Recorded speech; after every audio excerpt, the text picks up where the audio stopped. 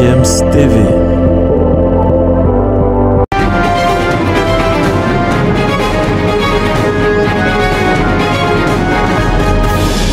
Merci de rester fidèle à nos programmes. Vous êtes sur GFM TV et c'est Sport Matin. Sport Matin, deuxième sortie de la semaine. Nous sommes vendredi et ce vendredi, on va parler des informations sportives enregistrées tout au long de la semaine. Maintenant, on va commencer par la Ligue des Champions comme promis mardi dernier. On va parler, n'est-ce pas, des résultats de la Ligue des Champions de l'UEFA et cette Ligue des Champions qui est donc de retour et la première journée s'est donc jouée mercredi et mardi. On va donc, n'est-ce pas, commencer par le groupe E et le Dynamo de Zagreb qui a donc battu par surprise Chelsea 1-0. Il y a également ce match nul entre l'AC Milan et Red Bull Salzbourg, 1 but partout dans le groupe G. Dans le groupe G, nous avons donc, n'est-ce pas, la victoire du Borussia Dortmund 3-0 sur le FC Copenhague, et puis Manchester City a été sans pitié pour le FC Séville 4-0. Le groupe F a enregistré la défaite à domicile de Leipzig 1-4 face à Shakhtar Donetsk, et puis le Celtic Glasgow n'a pas pu résister à la fougue. L'Armada du Real Madrid qui s'est imposé 3-0. Dans le groupe H, le Paris Saint-Germain qui est venu à bout de la Juventus de Turin 2-1 avec un doublé de Kylian Mbappé, puis c'est Benfica qui par la suite a battu Maccabi Haïfa 2-0. On passe dans le groupe A. L'Ajax d'Amsterdam s'est imposé face au Glasgow Rangers 4-0. Naples a battu Liverpool 4-1 avec, n'est-ce pas, un but du Camerounais Franck Zambo Anguissa et une passe décisive. De l'autre côté du groupe B, on a vu la victoire du Club Brugge sur le Bayern Leverkusen 1-0. L'Atlético de Madrid est venu à bout du FC Porto 2-1. Et dans le groupe C, c'est l'Inter de Milan qui est tombé à domicile face à Bayern de Munich 0-2. Pendant que le FC Barcelone allait, n'est-ce pas, s'imposer face à Plzen 5-1. Et puis on termine par le groupe D. C'est Tottenham qui a battu l'Olympique de Marseille 2-0, pendant que le Sporting de Lisbonne est allé battre Eintracht Francfort sur ses propres installations 3-0. Voilà donc la totalité des résultats enregistrés mardi et mercredi en Ligue des Champions. On va rester en Europe, parler de cette information qui, n'est-ce pas, fait les choux gras ou encore animer les débats dans les médias. Thomas Tuchel n'est donc plus l'entraîneur de Chelsea. La décision a été officielle mercredi au sortir de la défaite 1-0 face au Dynamo Zagreb en Ligue des Champions. Notons que Thomas Tuchel est arrivé à Chelsea il y a environ 2 ans, 1 an et demi ou 2 ans par là, et il a, n'est-ce pas, remis cette équipe sur le toit de l'Europe en remportant la Ligue des Champions 2021. On va, n'est-ce pas, parler d'un autre licenciement, toujours en Europe. C'est le coach Domenico Tedesco. Domenico Tedesco, l'entraîneur de Leipzig, a donc été limogé. Le club allemand fait déjà d'ailleurs un mauvais début de semaine de championnat, autant pour moi, en Bundesliga avec sa 11e place, 5 points tout simplement en 5 journées, ce qui est un tout petit peu insuffisant pour une équipe qui compte jouer le top 3 en Allemagne. 2 nuls, 1 victoire, 2 défaites. Ajoute à cela la cuisante défaite en Ligue des Champions 4-1 à domicile. C'était face au Shakhtar Donetsk. Alors, restons en Europe, toujours, on va parler de Chelsea.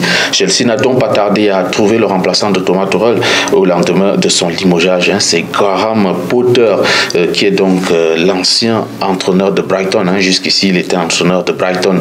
Il va donc prendre la place de l'Allemand.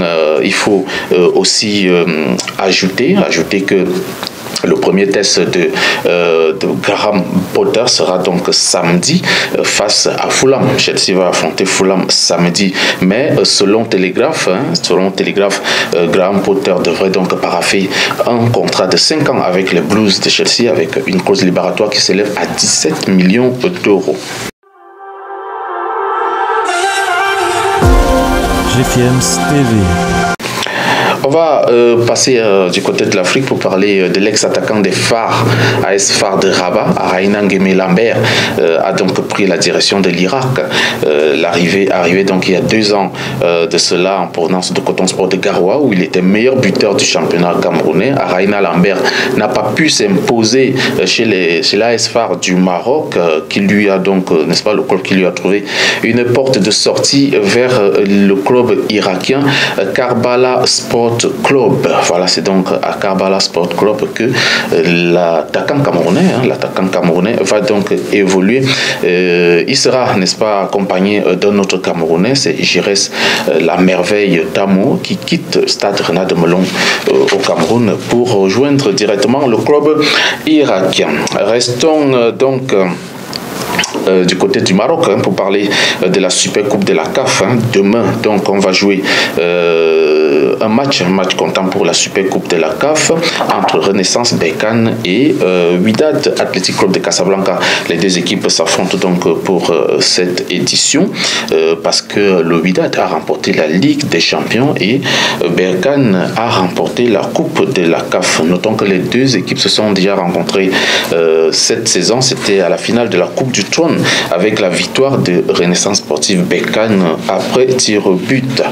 C'était donc à l'époque de Florent Ibenge. Florent Ibenge était encore là pour entraîner cette équipe. On va rester en Afrique, on va rester en Afrique, chers abonnés, et puis on va parler cette fois-ci des éliminatoires de la des coupes africaines interclubs qui se jouent donc tout au long de ce week-end. On va commencer dès ce vendredi avec 2 matchs à l'affiche. CFFA de Madagascar va affronter Royal Leopard des Swatini, pendant que Kadiogo du Burkina Faso sera face à la Santé Kotoko de Ghana. C'est donc la Ligue des Champions de la CAF. La suite, c'est donc pour demain, samedi, avec 14 matchs comme sur le tableau. Vous pouvez le voir, mais on ne peut pas citer toutes les rencontres. C'est assez énorme. On va tout simplement trier quelques-unes, comme Big Bullet du Malawi qui sera face au Simba Sport Club de Tanzanie. On va aussi voir la rencontre entre Cape Town City de la République sud-africaine contre Otoro Odoyo.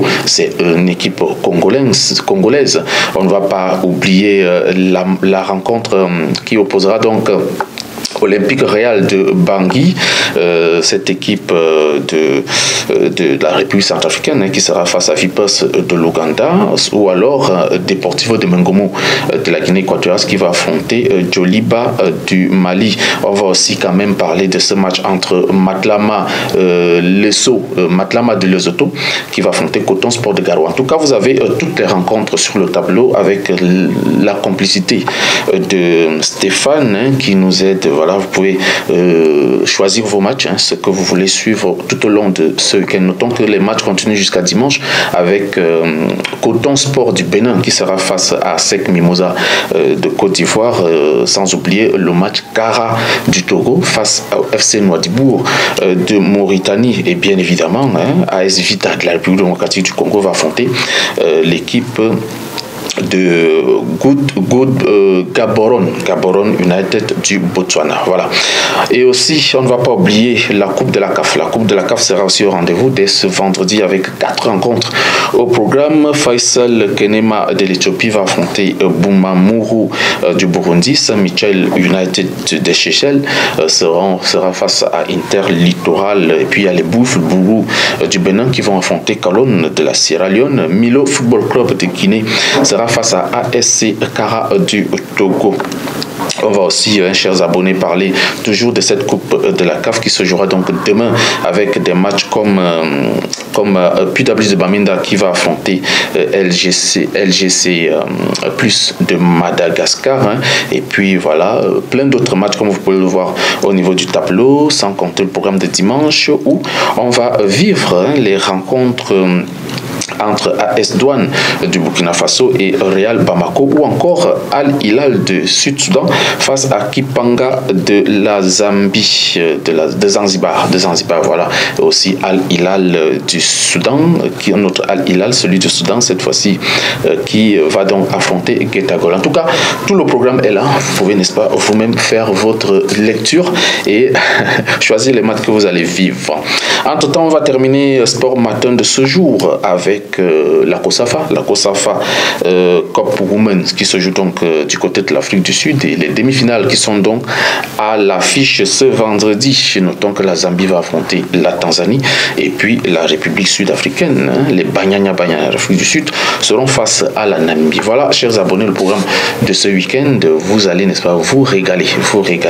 Nous, on vous retrouve mardi pour faire, n'est-ce pas, la synthèse de tout ce qu'on va récolter comme information du week-end. Portez-vous très bien et agréable week-end à vous.